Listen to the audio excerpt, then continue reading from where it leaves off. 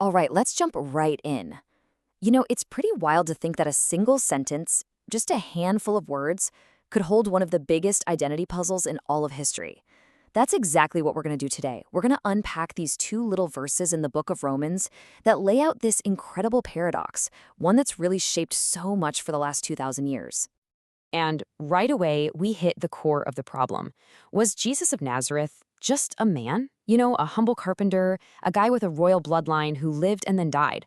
Or was he something else entirely, the eternal Son of God whose real identity was shown off with this, cosmic power? The crazy thing is, these two verses, Romans 1 verses 3 and 4, they say he was both. So how on earth does that work? Okay, so let's tackle this puzzle one piece at a time. First up, the human story. We're talking about the tangible historical side of things, the part you could actually, see and touch. So the verse kicks off with this really specific claim. It says he was made. Now, that one word, it plants him firmly in our human history. It means he had a family tree, a real bloodline that you could trace all the way back to King David. This is like his earthly resume, right? His human side, the part the text calls the flesh. And it's a story that has a definite beginning. But then, just as you're getting comfortable with that, the verse does a complete 180. It pivots, hard, and it presents this totally different, contrasting reality. We're shifting gears now, moving from what's historical to what's theological, from what you can see to what you can't. And this is where two little words make all the difference. Made. That implies a start date, right? He began his life as a descendant of David at a certain point in time. But notice, he wasn't made the Son of God. No, he was declared. And that word, well, that changes everything. It's pointing to a truth that was already there, something eternal that was just now being brought out into the open. Let me give you an analogy. Think about an election. When the official declares a winner, they aren't making that person the winner in that moment. Nope, the votes already did that. The declaration is just the public announcement of a fact that already exists. Or here's another one. When you put up a fence, you're not creating your property line. You're just marking the boundary of what's already yours. That's exactly the idea here. It's a public unveiling of something that was true all along. So what's really crucial here is that this contrast, it goes even deeper.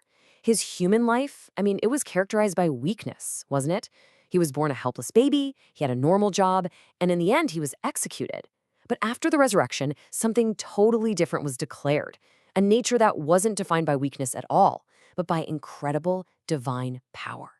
It's like the veil was finally lifted. And there's this fantastic analogy that just nails this idea. Imagine a king, right? And he's traveling in a foreign country, totally incognito, using a fake name. He is still the king. He hasn't lost any of his authority or power, but nobody knows it. It's hidden. That's the picture being painted here. During his life on earth, his divinity was there the whole time, but it was, as one writer put it, veiled in flesh. And the resurrection? Well, that was the moment the disguise finally came off for everyone to see. Okay, and here's the last big parallel the verse draws. On the one hand, according to the flesh, he's a human, a descendant of David, simple enough. But on the other hand, according to the Spirit of holiness, he has a totally different nature. And just to be clear, this isn't talking about the Holy Spirit as a separate person. It's about the very essence of his own spirit, a spirit that is just fundamentally, eternally holy, something that sets him completely apart.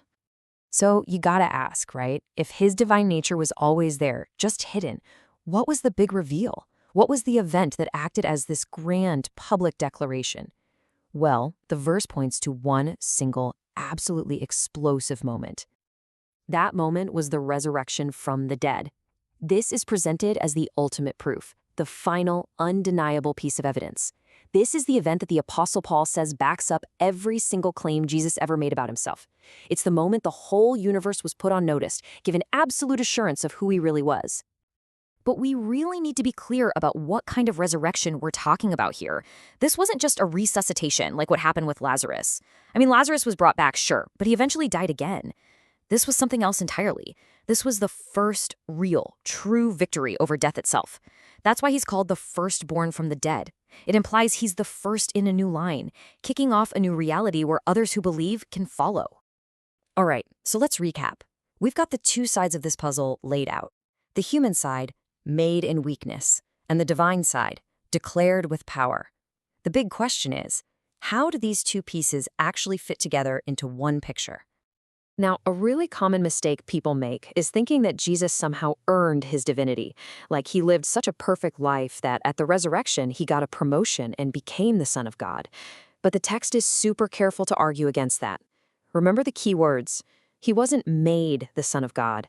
He was declared. So the truth, at least according to this verse, is a lot more like a royal heir's coming-of-age party. That prince has always been the prince, right? The big party doesn't make him royalty. It's just the formal, public announcement of the status he's had his whole life. That's what the resurrection was. It was this public, cosmic inauguration, a moment that reestablished him in the glory he had before the world even began. And this brings us right to the heart of the whole mystery.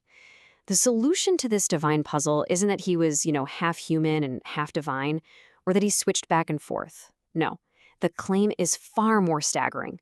It's that two complete natures, fully human and fully divine, existed together, unmixed, in one single person. It's just amazing, isn't it? These two little verses, they contain this entire epic story. A journey that starts in eternal glory, comes down to earth in human flesh, goes all the way down into the grave, and then rises back to glory again. And here's the kicker. He returns not just as God, but now as the God-man, bringing our human nature right along with him. And so that leaves us with this final thought to chew on, this incredible puzzle of two natures in one person, this journey from glory down to the grave and all the way back up again. I mean, yeah, it's a huge theological idea, but the question it leaves us with is actually deeply personal.